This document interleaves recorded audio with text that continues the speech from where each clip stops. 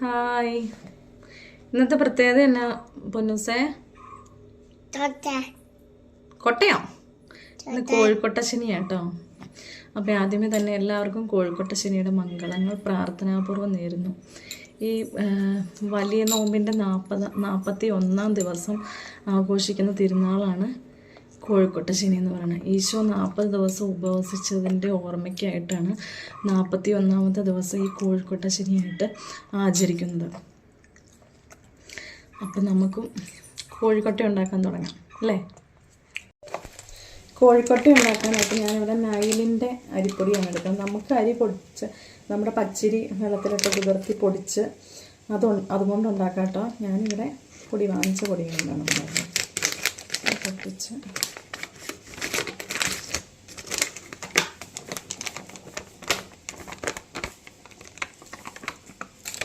ഇപ്പോൾ ഉണ്ടാക്കാൻ കൂടാൻ സഹായത്തിന് എൻ്റെ പൊന്നൂസും ഉണ്ട് കേട്ടോ. പൊന്നൂസേ, നന്നായി വെട്ടി തിളച്ച വെള്ളം ഇത് കുഴയ്ക്കാനായിട്ട് ഒഴിച്ചു കൊടുക്കും കേട്ടോ.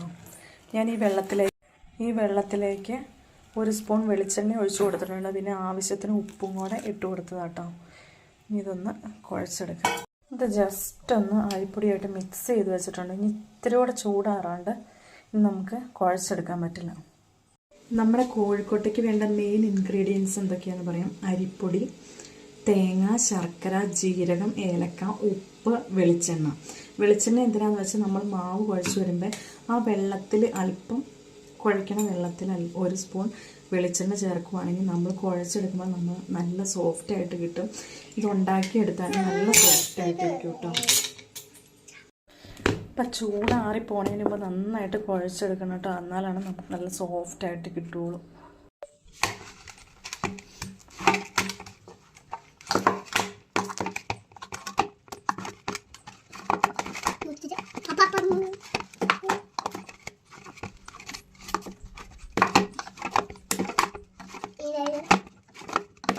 ഇപ്പോൾ കോഴിക്കോട്ടയ്ക്ക് വേണ്ട മാവൊക്കെ നമ്മളിവിടെ നല്ല ബോളാക്കി എടുത്തിട്ടുണ്ട് കേട്ടോ.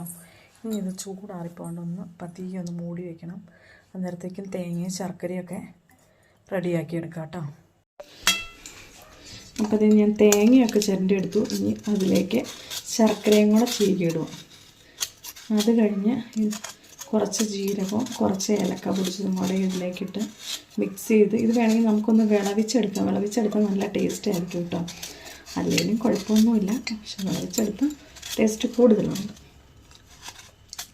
ആരാ മോഷ്ടിച്ചോണ്ട് പോകുന്നത്?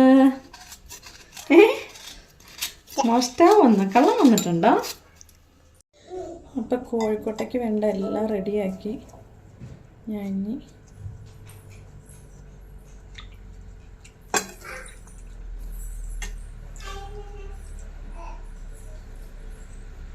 എല്ലാം റെഡിയാക്കി ഇനി ഉണ്ടാക്കട്ടെ.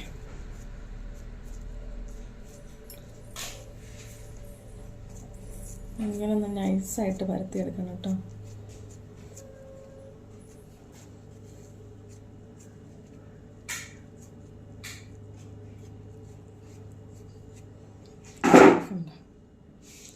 അതിൽ നമ്മുടെ തേങ്ങ വെച്ച് ഫില്ല് ചെയ്യും. എന്നിട്ട് ഇത് അടച്ചു വെക്കണം.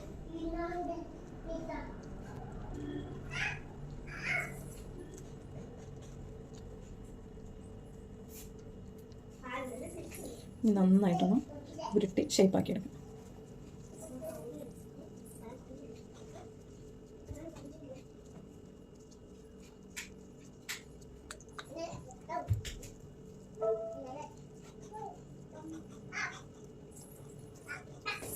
കണ്ടോ, സൂപ്പറല്ലേ? ഇനി എല്ലാം ഇങ്ങനെ നോക്കിയെടുക്കാം കേട്ടോ. അപ്പം നമ്മുടെ കോഴിക്കോട്ടയൊക്കെ ഏകദേശം റെഡിയായി. ഏകദേശമൊക്കെ സെയിം സൈസായിട്ട് ഉണ്ടാക്കാൻ ഞാൻ നോക്കിയിട്ടുണ്ട് കേട്ടോ. അതുപോലെ തന്നെ നൈസായിട്ടൊക്കെ ഉണ്ടാക്കാൻ നോക്കിയിട്ടുണ്ട്. ഇത് അടുപ്പയിൽ ഓൾറെഡി ഞാൻ വെച്ചു. അപ്പം ഇനി വെന്ത് കഴിഞ്ഞ് നമുക്ക് കാണാം കേട്ടോ. അവിടെ ഉണ്ടയൊക്കെ വെന്തോന്ന് നമുക്ക് നോക്കാവേ.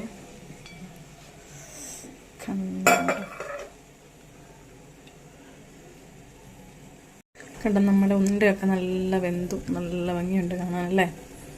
ഇനി ഇത് ചൂടാറി കഴിയുമ്പോൾ നമുക്കൊരു പാത്രത്തിലേക്ക് എടുത്ത് വയ്ക്കാമേ. ഒന്നും പൊട്ടിപ്പോയിട്ടൊന്നുമില്ല കേട്ടോ. നല്ല വെച്ചോലെ തന്നെ ഇരിക്കണ്ടേ.